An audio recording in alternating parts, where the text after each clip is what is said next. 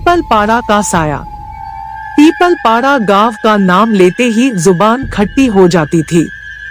ऐसा गांव जहां शाम होते ही सन्नाटा पसर जाता, कुत्ते भी भौंकने से कतराते और चूल्हे का धुआं हवा में घुलकर उन्माद के नशे की तरह फैल जाता।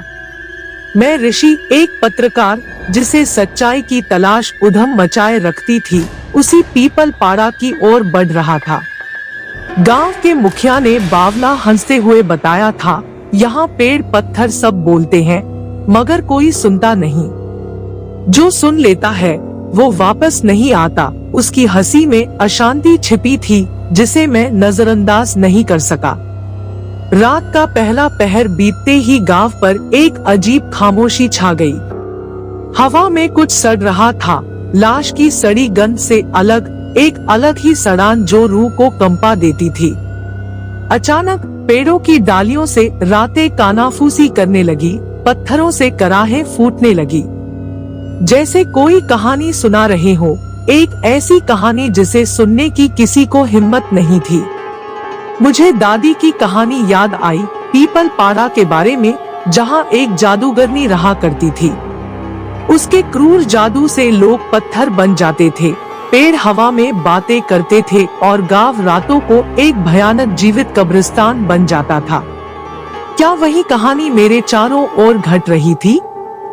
डर ने रीढ़ की हड्डी को जकड़ लिया था, लेकिन जिज्ञासा उसकी बेलों को तोड़कर बाहर निकल आई। मैं उस कहानी के स्रोत तक पहुंचने को बेताब था। जैसे ही मैंने एक पुराने मंदिर की ओर कदम बढ़ाया, जमीन के नीचे से एक हंसी फूट पड़ी। ऐसी हंसी जो पागलपन को बुलाती थी, शैतान को हंसाती थी। मंदिर के द्वार बंद थे, लेकिन हवा के एक झोंके के साथ वे खुल गए। अंदर अंधकार का साम्राज्य था जिसे मेरी टॉर्च की रोशनी भी भेद नहीं पाती थी। लेकिन फिर मैंने उन्हें देखा। पत्थर की मूर्तियां जो हवा में झूमती हुई हंस रही थी, उनके चेहरों पर वैसी ही पागलपन भरी हंसी जो जमीन के नीचे से सुनाई दे रही थी। भागना ही एकमात्र विकल्प था। मैं हवा में ही भागा, पीछे से पत्थरों की टकराने की आवाजें आ रही थी। अचानक मेरे पांव जमीन पर पड़े।